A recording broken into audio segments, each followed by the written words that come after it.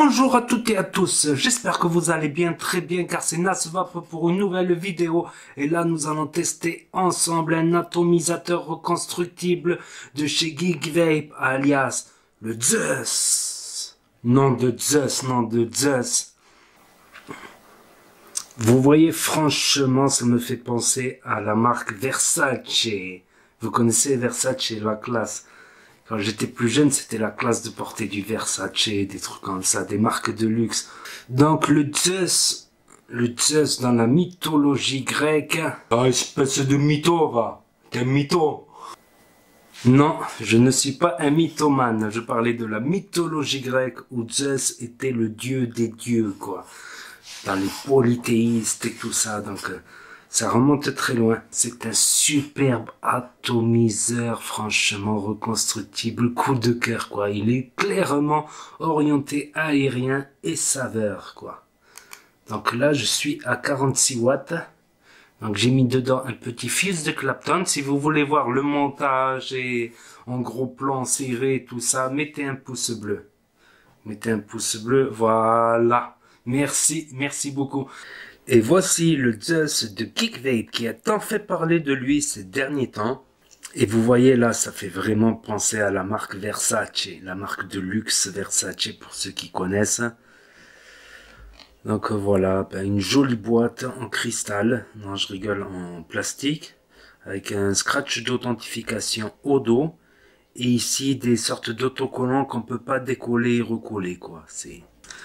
Donc là, nous avons le fameux atomiseur Zeus en gris métal, gris gun ou gris anthracite. Donc avec un drip tip en Delrin. Nous avons là à l'intérieur un tournevis, deux tournevis plats et un tournevis cruciforme. Un pyrex de rechange si vous le cassez. Des joints de rechange, des coils fournis avec en spire espacé, mais je ne les ai pas utilisés.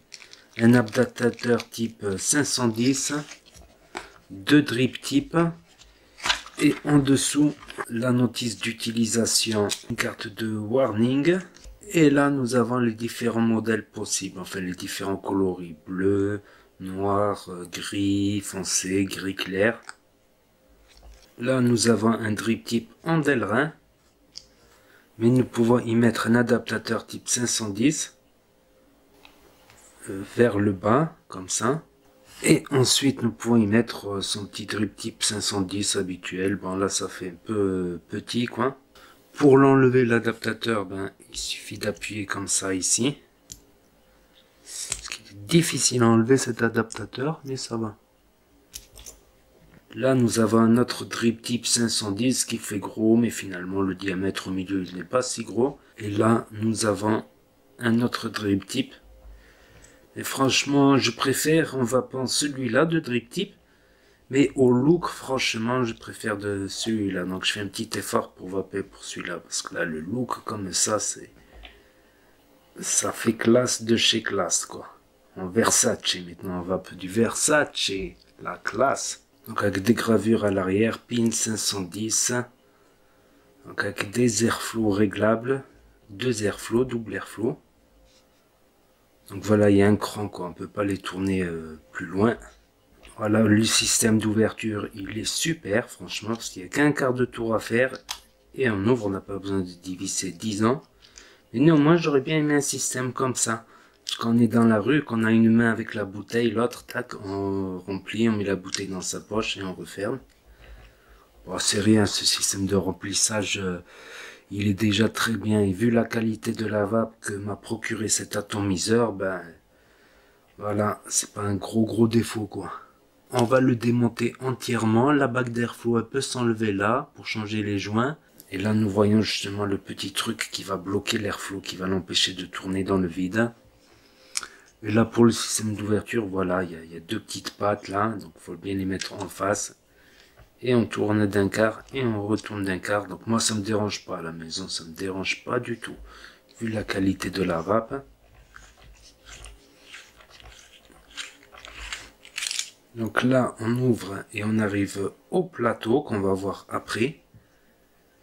Et là, ici, nous avons la cloche qui n'est pas en forme de dôme ni rien, mais des superbes saveurs. Là, on peut voir que c'est un petit peu encrassé déjà par ma vape.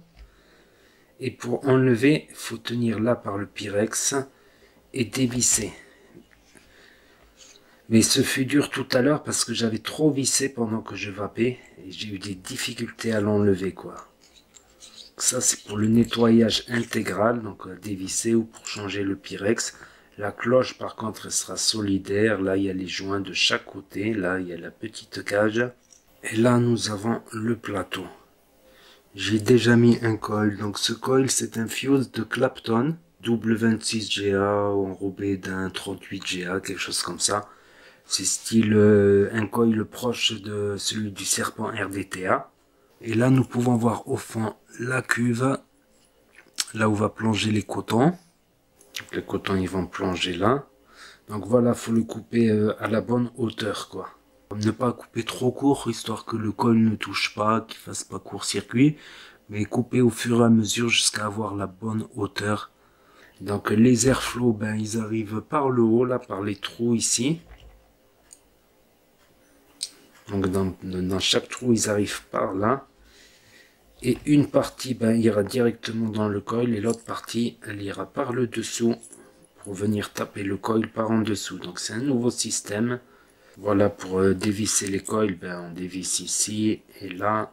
Bon, j'aurais pu mettre le coil dans l'autre sens, mais je préfère dans celui-là parce que comme les arrivées sont là, le coton il va directement là. Donc si j'avais inversé, le coton il aurait dû contourner cette demi-spire là. Après c'est de l'ordre du détail, mais ça peut apporter une meilleure capillarité.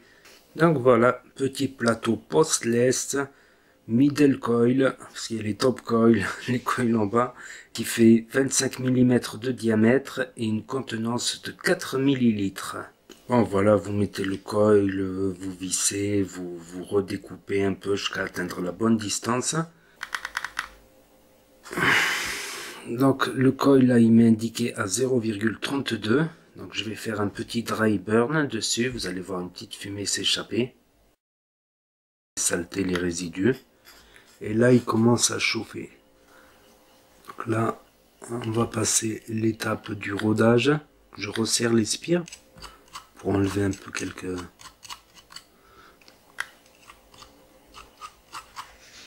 Donc voilà, pour que le rodage soit bien fini, bien stabilisé, il faut que ça chauffe du milieu là vers les extérieurs. Une fois que c'est fait, nous allons laisser refroidir. Ça c'est un coil complexe. Donc il faut du temps pour qu'il refroidisse un petit peu. Nous allons préparer le coton pendant ce temps-là. J'ai oublié de dire, le coil il est en nichrome. Et là je prends du coton puff comme à mon habitude. Je coupe à peu près pour le diamètre du col, voire légèrement plus. Donc toujours dans le sens de la fibre, elle est comme ceci. Comme ceci, ça ne s'étire pas, donc ça veut dire que la fibre elle est comme cela. Nous coupons un petit biseau. Nous faisons une petite pointe pour faciliter l'entrée du coton. On fait rentrer le coton d'un côté, on le fait ressortir de l'autre. Donc il faut que ça puisse circuler tout en ayant une petite résistance et sans déformer le coil évidemment.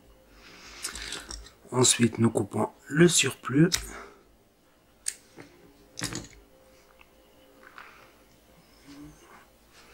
En plus, après il y a eu des débats sur est-ce qu'il faut qu'il touche le fond. Moi ça touche le fond, il n'y a pas eu de problème franchement.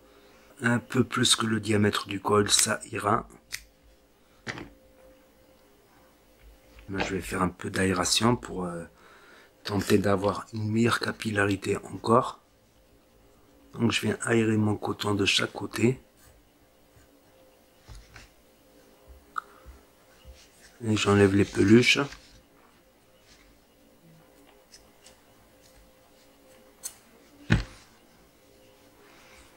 Voilà, voilà. Ensuite, on place les cotons.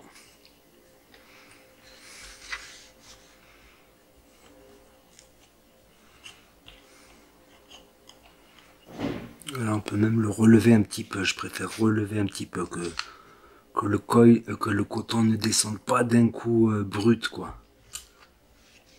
Parce que la spire, celle-là ici, la spire à l'extrémité, si ça tombe trop brut d'un coup comme ça, elle risque de ne pas être en contact avec le coton.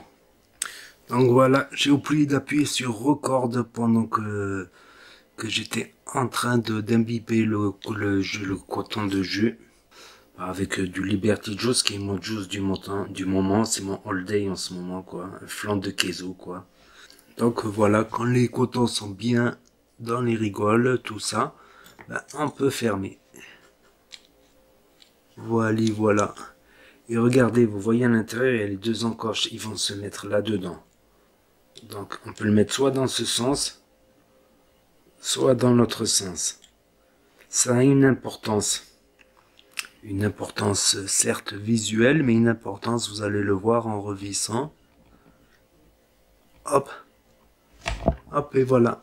Le Zeus, il est caché par un des piliers. Alors ce qu'il faut faire, c'est qu'il faut redévisser. Vous n'enlevez pas d'un coup. Quand vous voyez que c'est bien dévissé, vous enlevez doucement. Vous voyez là les deux trous au fond d'airflow. On a juste qu'à retourner comme ceci, à le mettre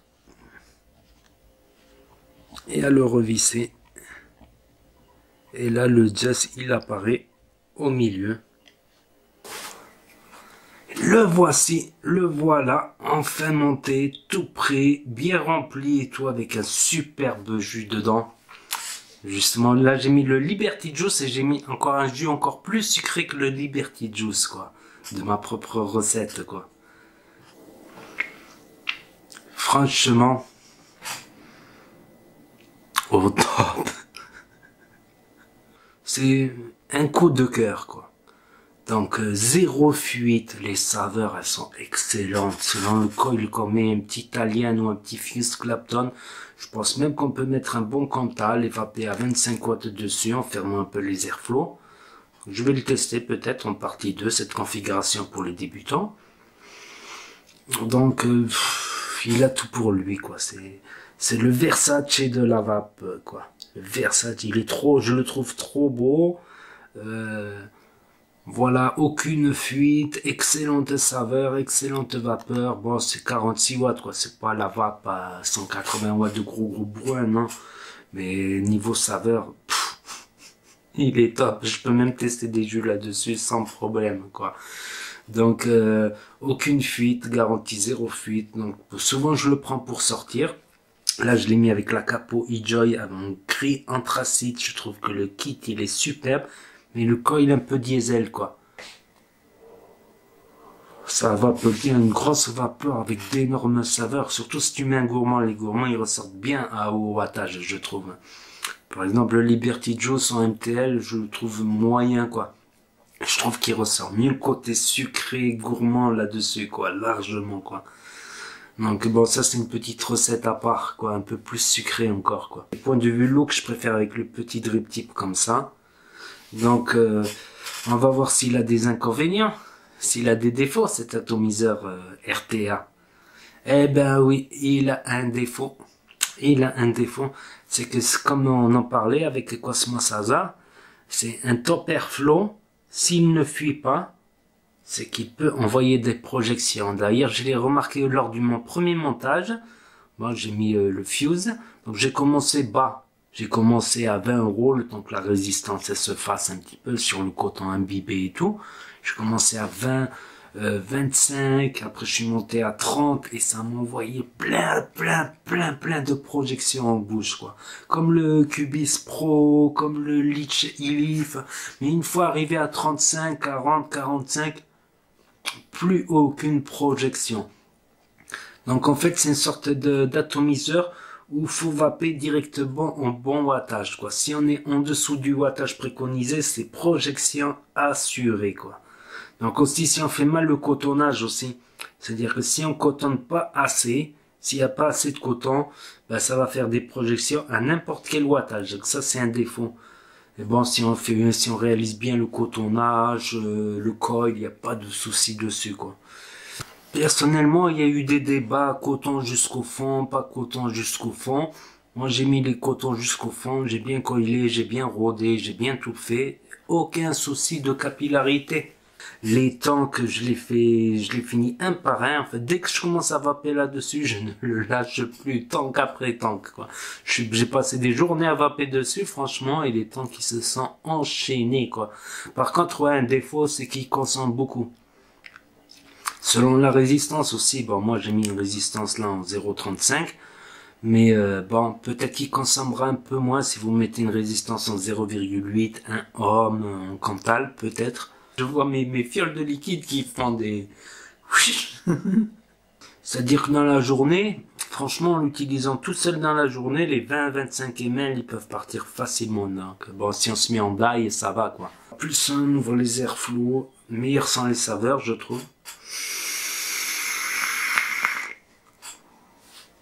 Ça va, ou quand on a besoin d'un peu plus de restrictions, ferme un peu, quoi. Moi, je le trouve super, facile à coiler. C'est clairement un coup de cœur, quoi. C'est clairement, si je devais garder que 2-3 atos, je le garderais. Donc, franchement, je vais le dire.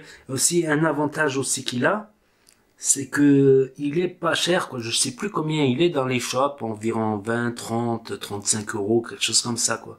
Comparé au prix d'un high-end, on va dire il est dans la catégorie AMID 22 Reload RTA qui coûte bien plus que le double, quoi. Et single coil saveur et en plus top airflow. Voilà, en général là-dessus, je change mes cotons tous les 2 jours, quoi. 2-3 jours grand max, quoi. Donc après, je sais pas, vous avez vu en plan serré là les grilles trouées d'airflow, je sais pas si l'air il passe par là ou passe par en dessous, les deux à la fois. C'est possible les deux à la fois si on aspire fort. Mais je pense que ça joue. Je pense que ça joue tous ces systèmes d'airflow là et par le bas, le coil il est tapé de partout, bim bam boum. Mais franchement, en ayant testé l'AMID 22 single coil aussi, avec un coil complexe du même genre, voilà, comme ça, vu de nez, quoi, de loin, quoi, je trouve qu'il sent assez proche niveau saveur, vapeur. D'ailleurs, ça me donne une idée de faire l'AMID 22 contre celui-là, avec le même jus, le même coil dessus à peu près, et comparer comme ça, tac, tac, tac. Le SLM, je le trouve pas mal aussi. Franchement, le SLM, je l'ai bien aimé niveau saveur. D'ailleurs, j'en ferai la revue bientôt, du SLM. Ça fait longtemps en plus que je l'ai coilé et tout, que je l'utilise. Je crois que j'oublie de le faire, le SMMMM.